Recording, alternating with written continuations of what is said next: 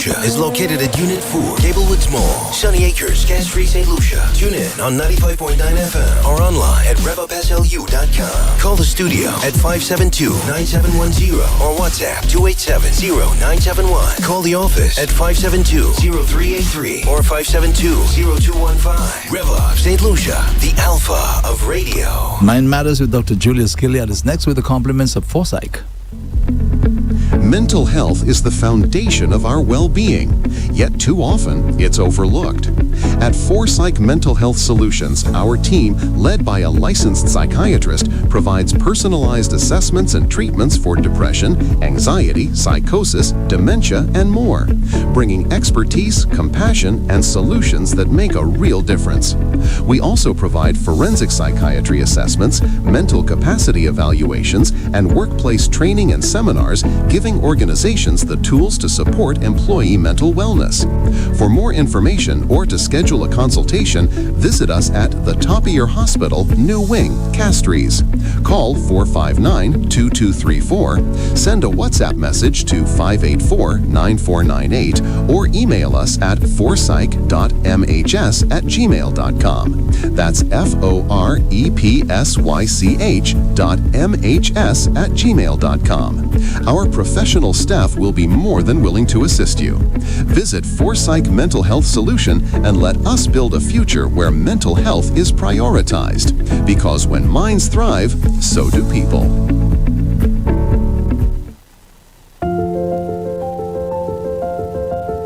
And without further ado, let's say a warm welcome to Dr. Julius Gilead as he presents Mind Matters. Dr. Gilead, good morning. Good morning, Andre, and to the listeners, thank you all for being so patient this morning. I was held back physically, emotionally, mentally, everything. So welcome to Mind Matters again. And I'll just jump right in. Today we're exploring a story of resilience. It reminds us that resilience isn't born out of comfort. It's forged in the darkest places. So before we talk about survival, recovery, meaning, we need to understand what life looked like before the resilience appears. So today I have with me Dr. Samina Sipal. Yes, a young lady who I've known for most of my professional life, who after something happened, I realized that for most of the time that I knew her, she had been wearing a mask, and I saw her unmasked, and I saw her re-masked, but with authenticity, and is now blossoming into an amazing woman. So the Bible speaks about a foundation. I think I heard Andres mentioning that sometime yesterday about building foundations and how the house built on a weak foundation doesn't stand, but that built on a strong foundation stands. I think that foundation that this young lady has built has been a very strong one. And today we're going to have a conversation about her journey. Yes? Before I start, I want to give some statistics about suicide, because what we're going to talk about partly involves suicide. So people think that suicide happens out of the blue, and it doesn't. Research shows that suicidal crises usually follow a stacking of pressures. Yeah? Emotional burdens, relationship strain, workplace stress, trauma, physical illness, the sense of being overwhelmed by expectations. So many people really don't want to die. They want relief from their pain. And too many silently carry burdens that look invisible from the outside. And that's a mask I was speaking about with regards to Samina. So Samina, tell us more about your life before you attempted. Good morning. I want to say that I was normal. I was normal as far as I knew. I was a wife. I had the two most handsome, most beautiful sons. I worked as a nurse. I was normal. You were normal. Yeah, in inverted commas. In inverted commas. Yes. So what pressures or events were building up at the time? So in 2006, I was diagnosed with thyroid disease. First, I was hyperthyroid. which meant that I was just going all the time. Never felt tired, just kept going, until I was diagnosed and then realized that I was allergic to all the medications, all the oral medications that could actually treat hypothyroidism. So I went to Trinidad and I had radioactive iodine, which completely knocked out my thyroid. And then that made me hypothyroid. I became lethargic, started to put on lots and lots of weight. I became what I thought was slow and possibly lazy. But those are things that you don't talk about. You're a nurse, you're a mother, you're a wife.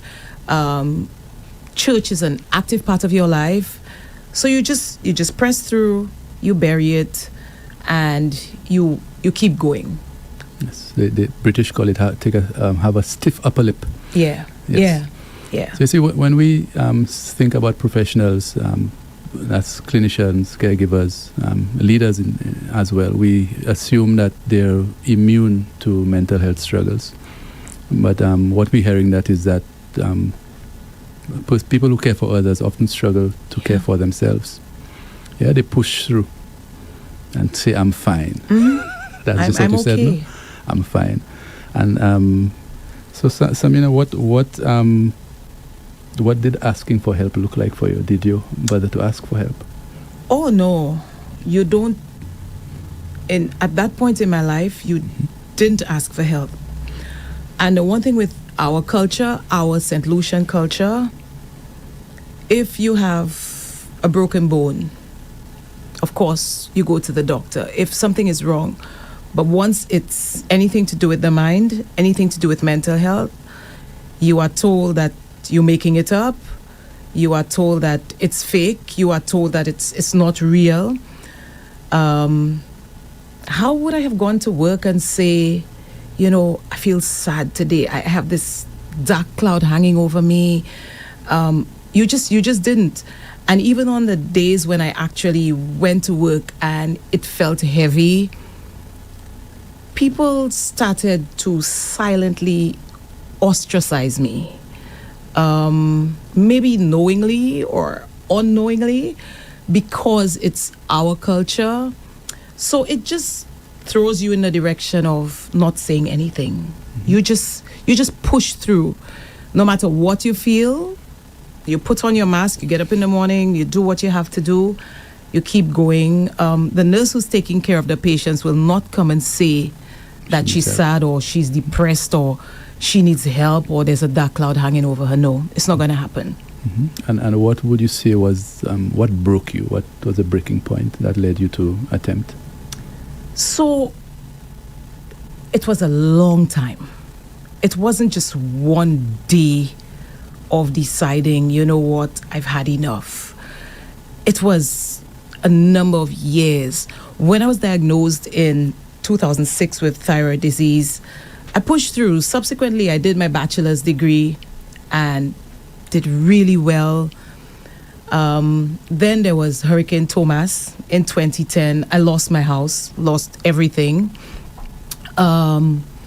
Started over again, maybe not from scratch, but from experience.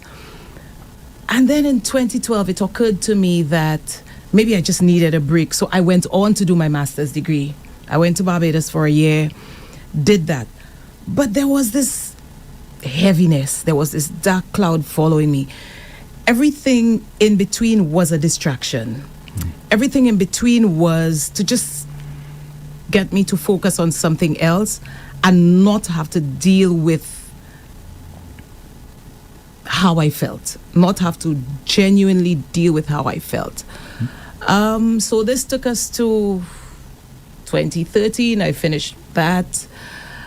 I worked at Ministry of Health then, and I knew I was depressed.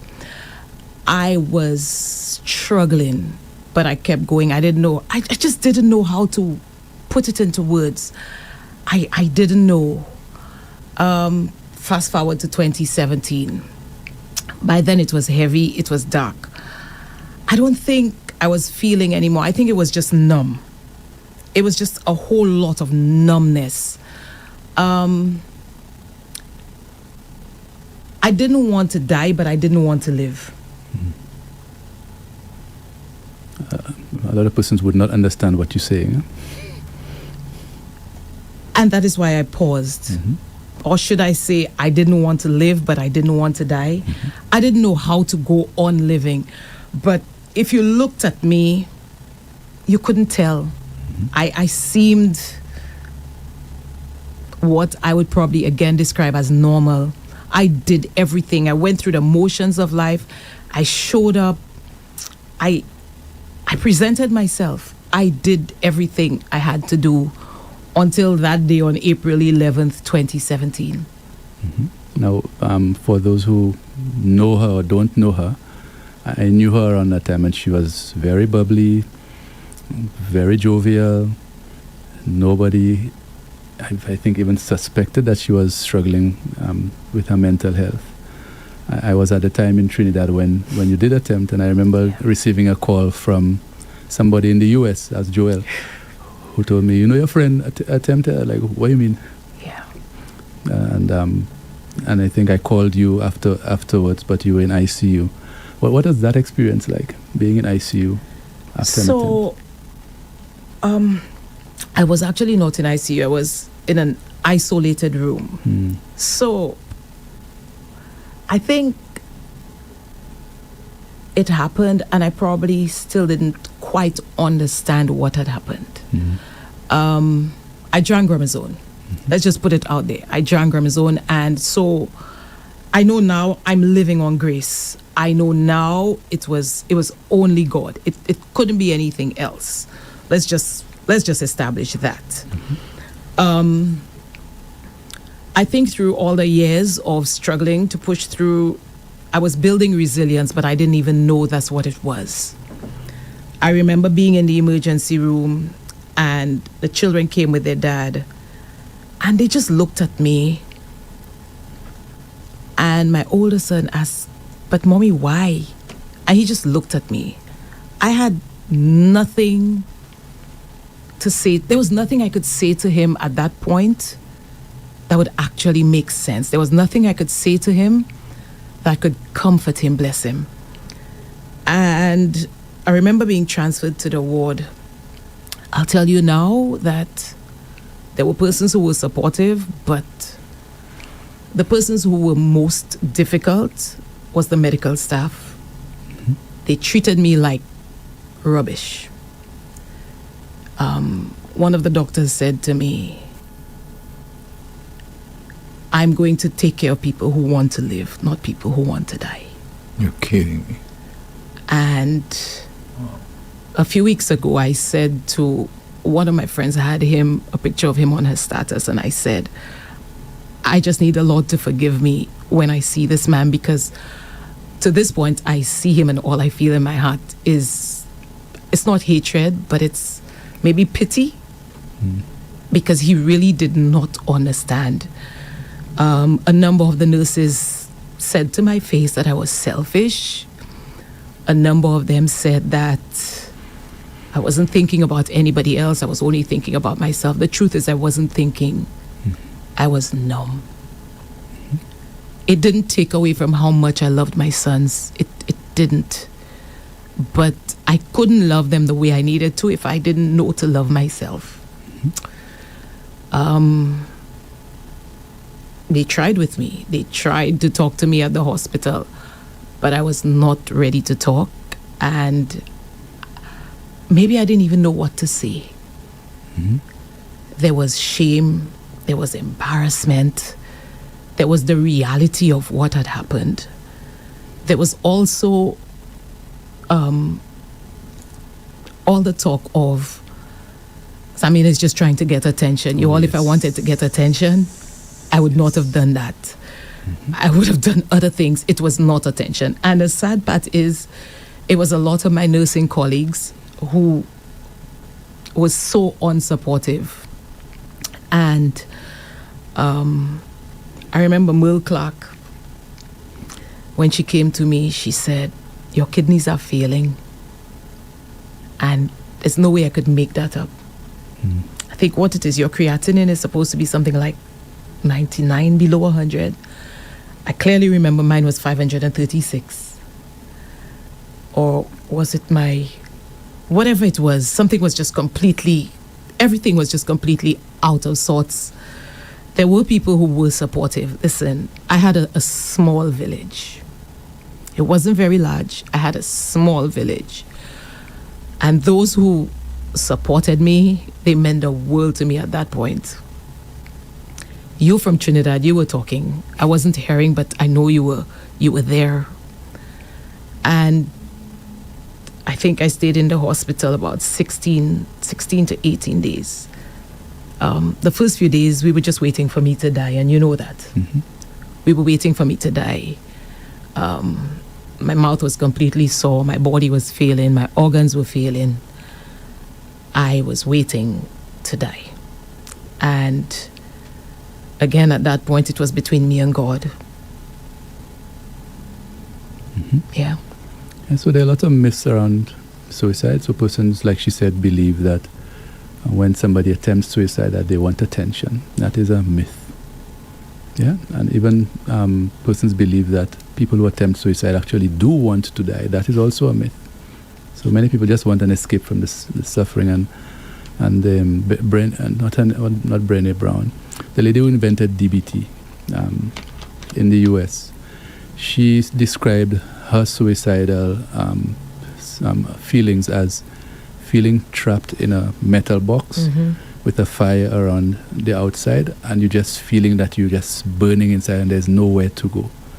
So that kind of entrapment is what the people experience, that kind of pain that just never ends. So it's like feeling like you're in hell, basically. Suicide is like a door that appears and gives you or suggests that you're going to get relief. So it's not that the persons want to die, they just want an escape from the pain. And Samina's story is an example of what happens when somebody is in that box, and the kind of care and compassion that they receive afterwards, which is amazing. That anyway, I guess we have come a long way. And Samina, I just want to move on to ask you what happened after you left the hospital. So after I left the hospital, it was a lot of fear. It was a lot of fear. I didn't want to be seen. I didn't want people to see me. Well, of course, by virtue of me sitting here, we established that I survived. Were you disappointed that you had survived? No, I wasn't. But I must mention here, Dr. Romel Daniel and Dr. Celia Downs. They physically came through for me. When I appeared to be a burden to everybody else, these doctors came through. And there was a psychologist, Lord, I can't remember her name, Nicole Edgecombe. These three people came, and the support that they gave, it made me realize that you don't have to live like this. You can survive. You can keep going. That was 2017. Yeah, one of the reasons actually I came back to St. Lucia was because of this woman. And at some point in 2017, you came back to St. Lucia, and I started some sessions with you. Just to disturb you for a second. Dr. Gilead, what she went through at the hospital, do you know whether that sort of lack of training or whatever, has that been addressed? Are the authorities even aware that this sort of thing happens or has happened? I don't think that the authorities are aware. I think they have a general idea, but like I said, I'm not sure how much training has happened since. I know that there's been talk about something called MH-GAP, that is basic mental health training being given to general practitioners, but I don't know that any kind of... And what that suggests is that lack of empathy, that suggests burnout. So a lot of the doctors who are working in the hospital are severely burnt out, and either they don't realize it or they can't do anything about it because of the requirements of the job. So the public is giving them stress, The superiors are giving them stress, so they only required to produce. So anything that requires them to show empathy or to show feeling may be shot down, like what happened in Samina's case, which does not benefit. So if she did not have the support afterwards, I wonder what would have happened. Exactly. Yeah. Yeah? Yeah. When did you come back to St. Lucia in 2017? In the end of June. Okay. So I think somewhere between then and end of the year, I had many sessions with you, but I don't think I was biting. I was still numb. It wasn't making sense. Subsequently I realized it made sense, but at the time, I was struggling. I was struggling. I was struggling. At some point, I remember saying to you, I could call you Julius now, I'm a big girl. I remember saying to you, I want to be admitted to a mental hospital. Mm-hmm.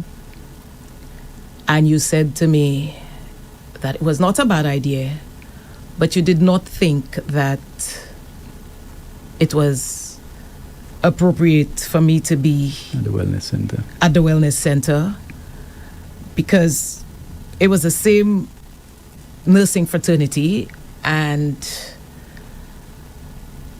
I don't think I would have survived. I honestly don't think I would have been able to survive, and I had worked there. I don't think I would have survived. So fast forward a little bit, January 2018, and this is probably, people are probably hearing this for the first time here now. I have a friend who's a really good psychiatrist in Trinidad. Her name is Hazel O'Fellow. I met Hazel when she came to work at Golden Hope, when I worked in Golden Hope, I think 2003, 2004. And I spoke to you about it. And we spoke to Hazel, and I said, Hazel, I need to be admitted. I need to be admitted. We put it all together, and I was admitted to an acute mental health unit at St. Anne's Hospital in Trinidad. I had to face many realities on that admission, but it was by my choice. It was my doing. I knew what I needed. I knew what my sons needed. I knew that I did not want to be stuck in a pressure cooker where I was for so many years. I knew that I wanted to live. I knew that I wanted to not live. I wanted to thrive. I knew that I wanted to be able to go up the ladder and then be able to send it down so somebody behind me could climb, that somebody could use me as an example of survival, somebody could use me as an example of resilience. And that experience at that facility, it helped me. I have grown. Listen, that was my pivot point. That was where it all came together. I left those walls a different human being. I had some raw, difficult conversations with the psychiatrist, and he saw me. He saw me. It was there that the mask actually broke, and there was a lot that Dr. Gilead had taught me that I thought I wasn't hearing. I thought I wasn't picking up during those sessions, but it was then that I realized that, this is working out, and mental health is so much more important than we actually think. And that was the beginning of 2018, and I was discharged, and I came back home, and I wasn't excessively excited, because I had to hope that, and I was happy to take my antidepressants. Persons think that you shouldn't be I think before I went to Trinidad, you prescribed antidepressants. Initially, I was hesitant. I was embarrassed for persons to know that I was actually on antidepressants. But then, if I had some other illness, again, I will say I would have taken the medication. So I took my antidepressants faithfully. It was tweaked when I got to Trinidad, again tweaked when I got back, to the point where you were happy to tell me that after a while, I didn't need it anymore. But that was a lot of growth. That took a lot. So that was 2018, and I had not been working. I was just there. And in a few months later. Before you get there, because I want to point that out, Yeah. that trauma does not come in neat spaced out intervals, that sometimes pain arrives in waves. Yeah. Yeah. So. And some days I was drowning. Yes. And that same year, she got another shocker. And she was diagnosed. Go ahead, Samina, you tell your story. So that was the beginning of 2018. But even before I go to that diagnosis, quickly, I started working. I started my own private nursing little business. And one of my, well, not my first patients, because I had started before, but one of my first patients in that period was somebody who was very, very respectful. So he called me and he said, I need you to look after my brother. And I don't know how or what or why or when or what whoever was thinking. He called me a few days later and he said, somebody called and said you tried to kill yourself, so I should not allow you into my home. I should not allow you to look after my significant other. But bless him. He said, well, you didn't try to kill a patient. You were dealing with some issues. And this man just embraced me. He was older. He was in his 80s, but very, very well-spoken, educated, good man in society. And I think that was one of the breakthroughs I needed. I needed somebody to believe in me. And then there was him. And then I got other patients. And then we were just thriving because my nursing was never questionable. And even then, my colleagues were saying that I had lost my nursing license, which wasn't true, which was never, ever true. So that was that. So that was 2018. Samina was doing well. Then came December 2018. I went for a routine pap smear at the health center. Nothing was wrong. It was just one of those things that I did for myself every Christmas. Called my friend Beverly. She said, come, I'm at work today. Went in, and 2-3 days later, we realized that I had cancer. Oh. January 1, 2019, I started chemotherapy. So that was life-in. But just let me say here, and some persons again may not understand, if I had not tried to kill myself, if I had not fought through that, if I had not positioned myself mentally, I would not have survived cancer. Cancer treatment was hard. I went to Guyana. I had radiation, chemotherapy, brachytherapy. I looked like just a walking creature. My hair fell off. I was skinny. Couldn't shower for 2 months. I was smelling. And that was the truth of cancer treatment. And this is as transparent as an individual can get with you. And I'm one of those who believe now that if my story can help just one person, I'm good. I'm obviously not looking for sympathy from anybody. Not at this point. Never did. I fought through cancer treatment. I fought. When I tell you I fought, I did it for my sons. I did it more for them than for me. And I had already cheated. I had already tried to exit without just cause. So I wanted to show up for them. I went to Guyana on the 17th of January 2019. And on the 15th of March, treatment was finished. I was good. The doctor gave me the all clear. But the thing about that day is the day after that, my son was turning 18. So I said to the doctor, can I go home tomorrow? He looked at me like, what are you talking about? You just finished treatment. I could barely walk. I could barely do anything, but I knew my son was turning 18, and I thought it would probably be even though everything was what it was, it would probably be my last birthday with him. So I just wanted to go. So Saturday morning, the morning of his birthday, I don't know how I did it. I got on a plane and came back home. Asked somebody to park my car at the airport.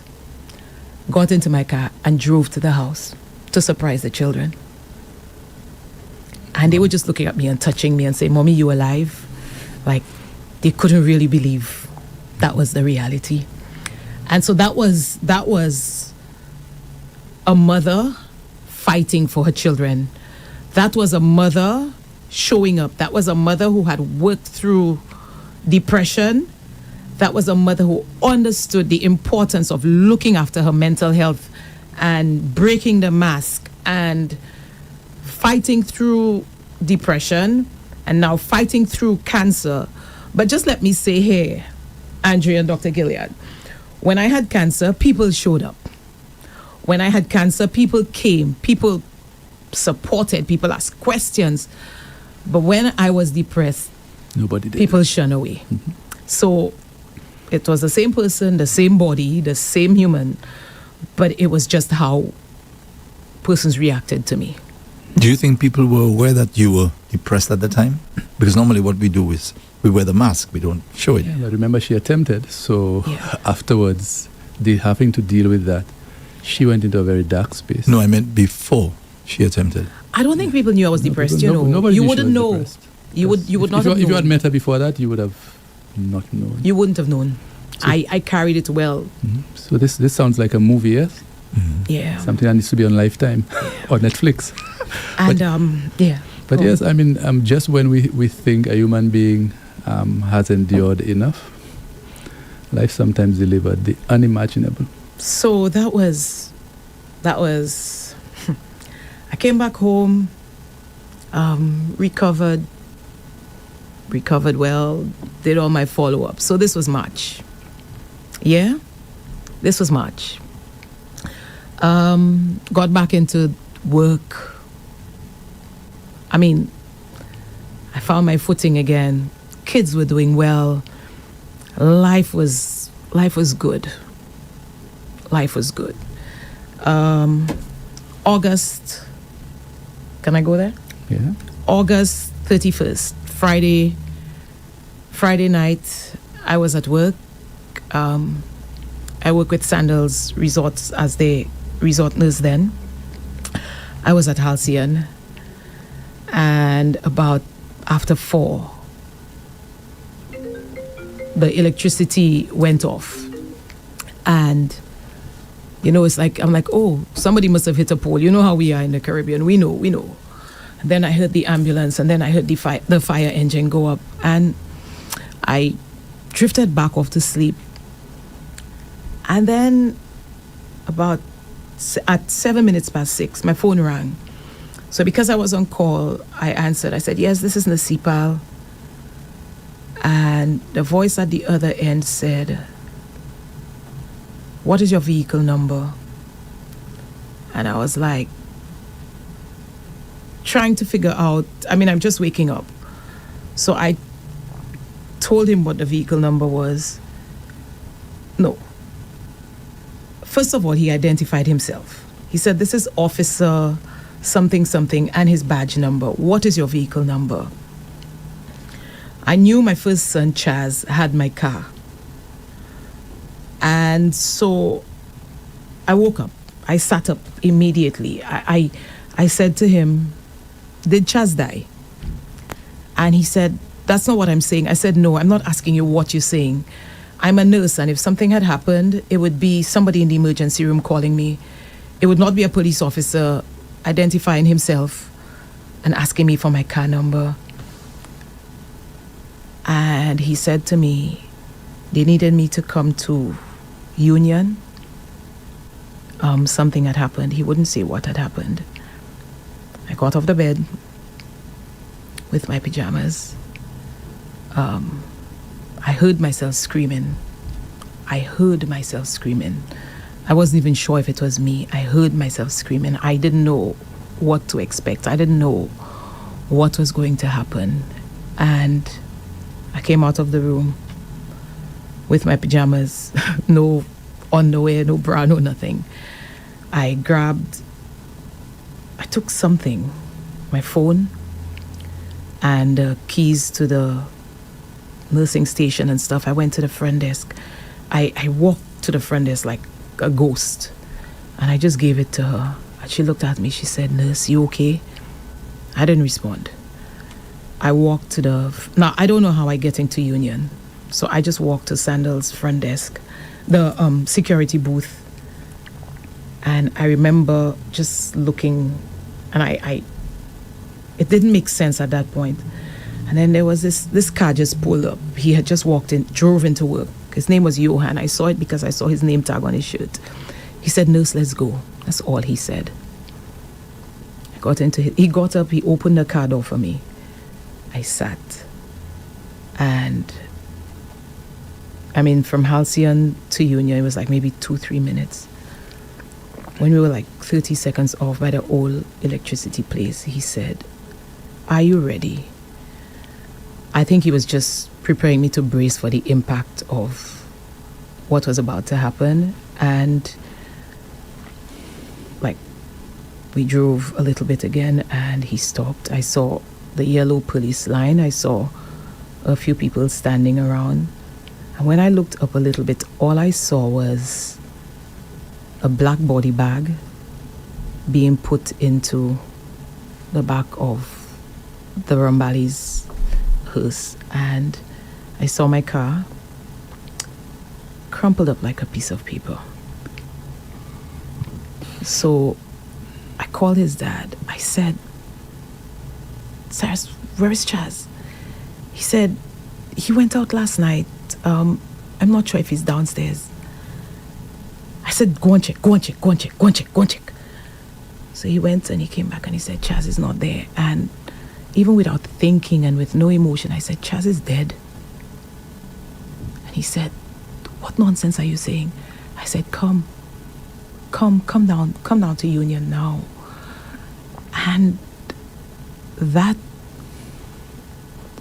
I just saw the hearse just drive past me, and I was supposed to believe that that was my son in the back of a vehicle, dead. It was difficult to process. I don't think I processed it.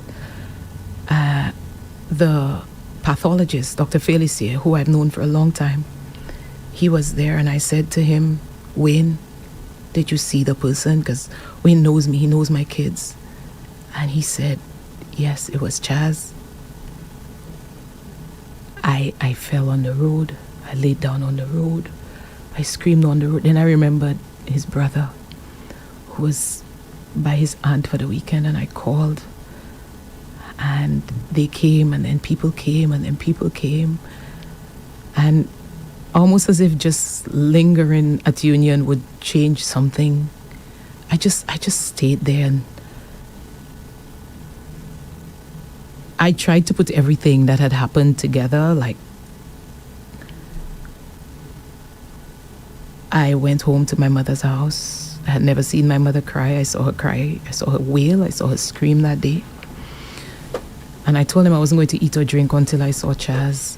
And this was Saturday, and it wasn't until Monday for the post-mortem that I was allowed to see him, to identify him. His father couldn't take it. He went in and came back out. He just couldn't.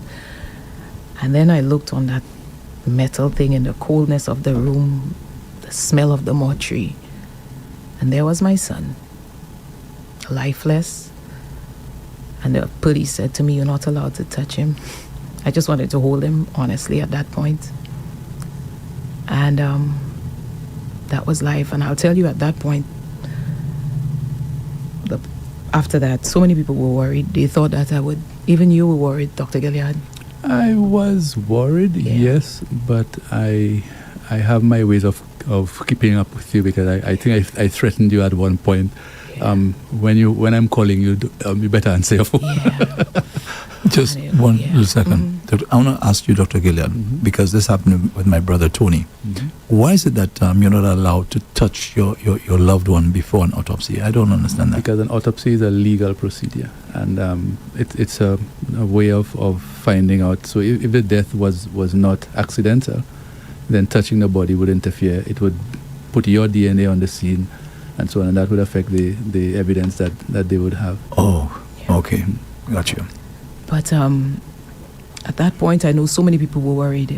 Mm-hmm. So many people thought that I would not be able to keep it together, that I would have some existential meltdown. But again, because of the fact that I had stopped to attend to my mental health, Mm-hmm. because I took the time to look after my mental health, I was able to deal with cancer, and I was able to deal with Chad's death.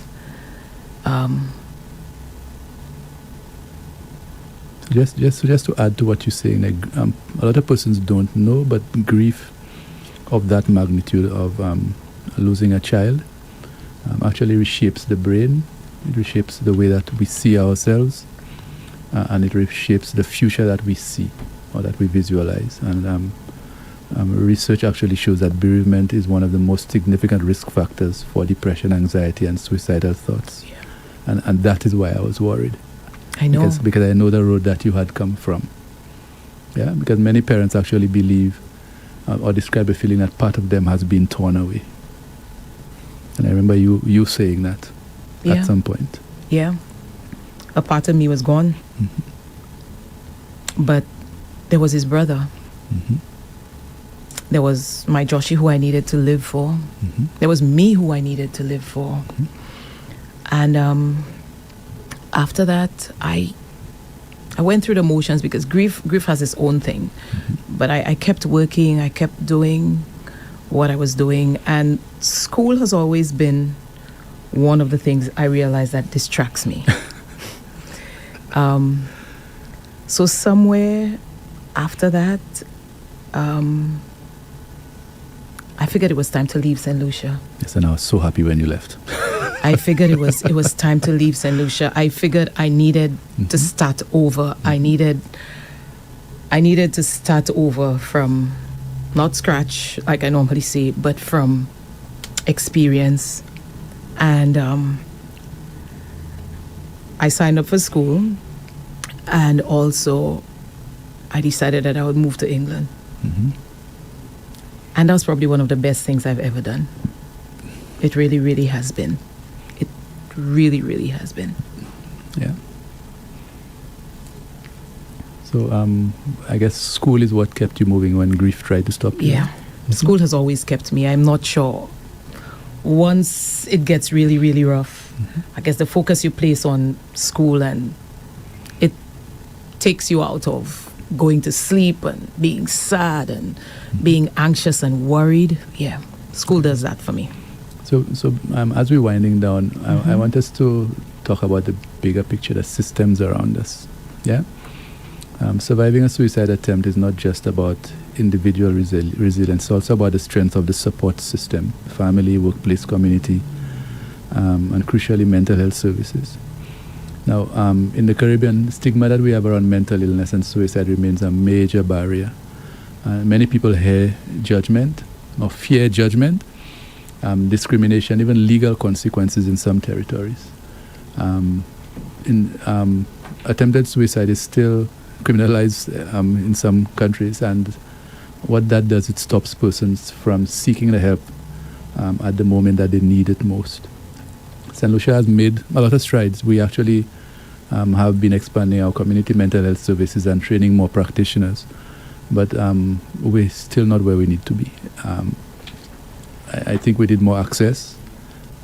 It's something that a lot of persons keep hearing me saying: more crisis services, more public education, and like you experienced, more empathy. But I do think we need persons to talk. We need persons to say it's okay to feel that way, and there is help available. We may be too embarrassed to access it sometimes because of stigma and discrimination, but we need to get to the point, especially as health practitioners, where we show some more empathy. Yeah. So, from your experience, what did St. Lucia's mental health system get right, and what gaps did you see? There were many gaps. There were just too many gaps. Like, there was nothing.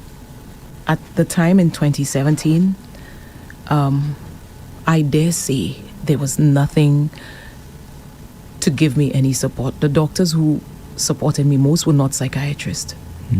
There was Nicole Edgecombe who came through for me, but she didn't work in the public system.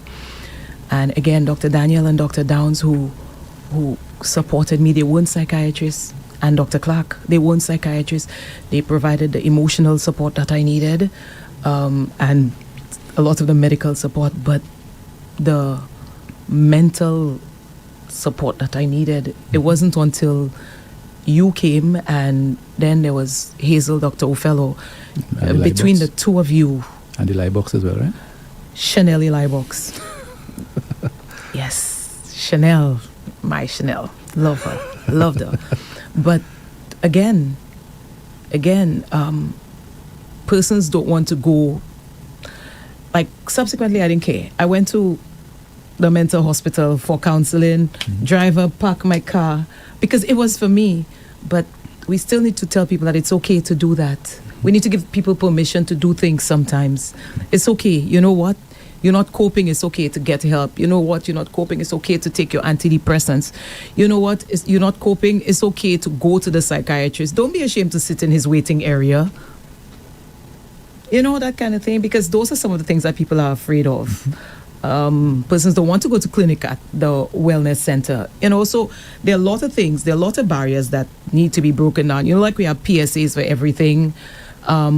We need to make this happen. So now my PhD is in health promotion. So this is special to me. And I want people to know that it's okay. It's okay to attend to your mental health. It really, really is. It's maybe more important than attending to some other aspects of your health. It really, really is important to look after your mental health. Yeah. It really, really is. Yeah, it's something that a lot of persons don't realize. Physical health issues can affect your mental health. So if we are to attend to our mental health persistently from early, then we become more resilient as we age. Because I'm seeing a lot of, especially elderly persons in my practice lately, who now having physical issues that they can't deal with mentally, and that's because they've neglected their mental health for so long. Yeah, so seeing about your mental health, whether it's just a counseling session every 2-3 months you go to, just to unload, just to, I notice I'm giving you the side eye, Andre, just to have somebody that you can bounce stuff off, you know, different aspects of your personality that persons have difficulty with, that you have difficulty with, that you want an opinion on, or somebody's take on. It is seeing a professional helps. But Dr. Gilead, I had my session last week. It was a good session, though. So Samina, what are you most proud of today? I'm most proud of my son. I'm happy that I'm able to, like my friend Shumalin John would say, I'm happy that I'm able now to be transparent and throw down the ladder so I could shorten somebody else's success curve. I'm happy that I can be used as a resource person.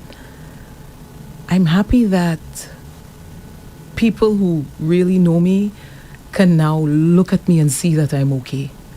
That I'm not. Now, the one thing with me at this point, Andre, I really have no filter.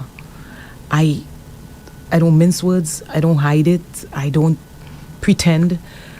The one thing I don't do anymore is pretend.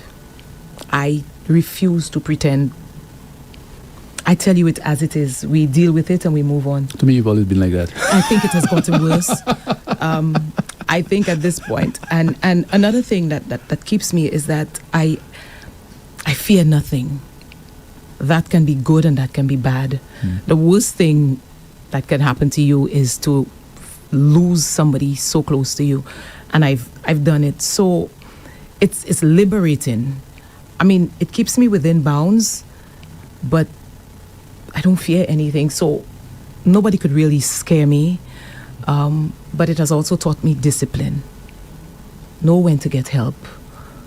Know when to be empathetic. Just know when to be there for people. And just let me read these 2 lines that I wrote. So this is my offering.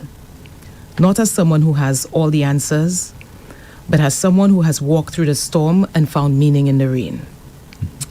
If my journey can whisper hope into even one weary heart, then every tear shed along the way was not in vain. And that's a little excerpt from my book, which is currently at the publishers. Yes. So there you have it, folks. I told her she needs to write a book from death to doctor. But she changed the name. So she has a book coming out soon.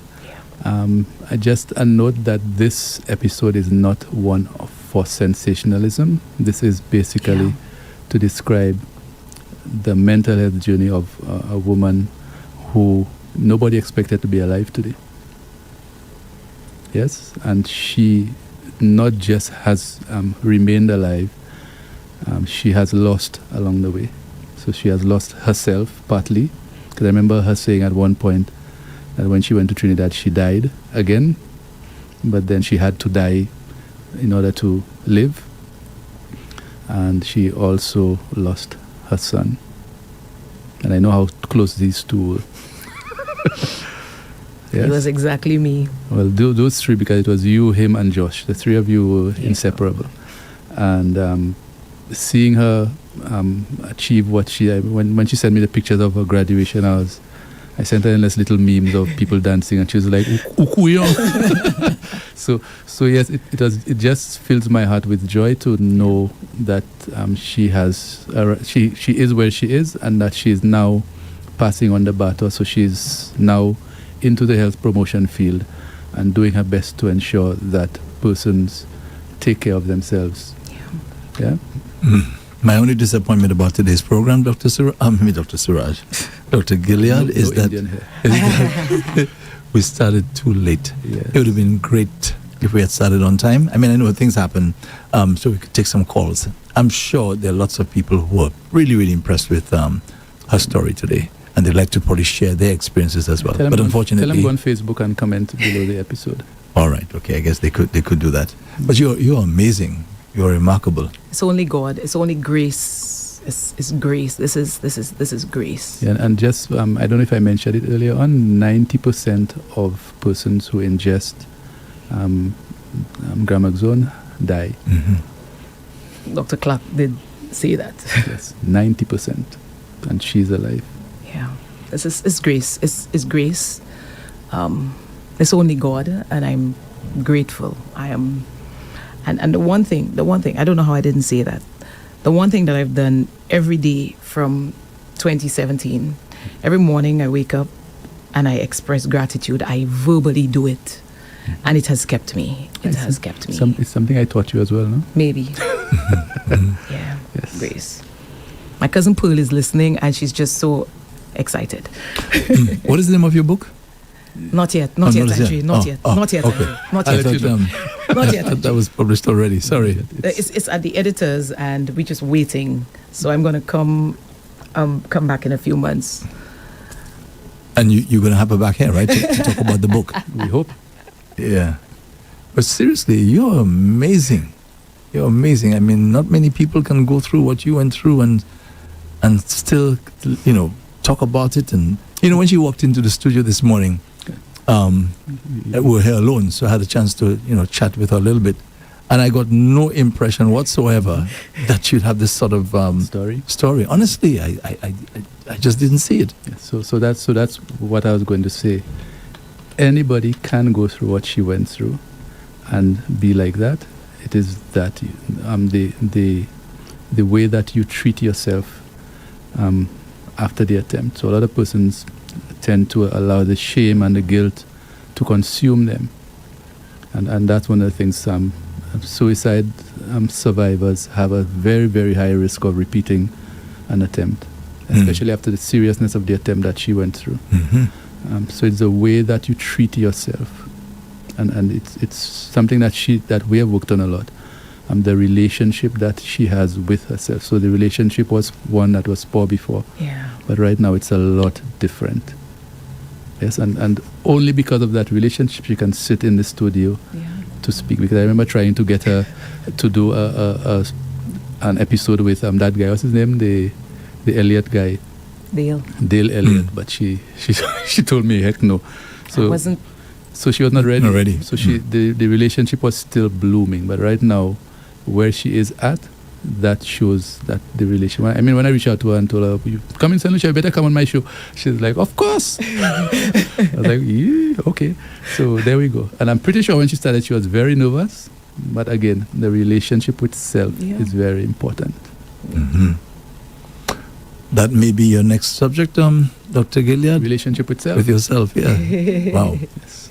So I think next week may be our final episode for the year because it's Christmas time and I have to be on a little break.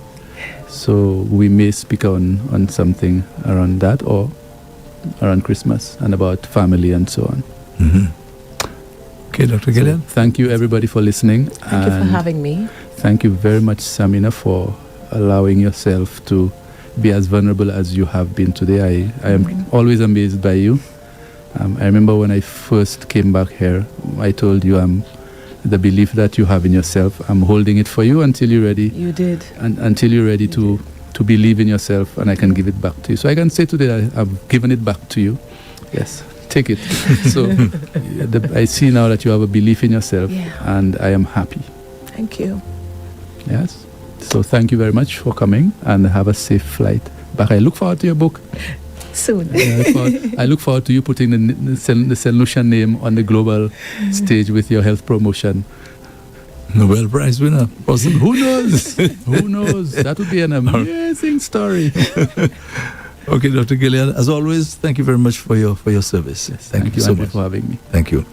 Okay, you've been listening to and viewing Mind Matters with Dr. Julius Gilead, brought to you with the compliments of Forsyth. Mental health is the foundation of our well-being, yet too often it's overlooked.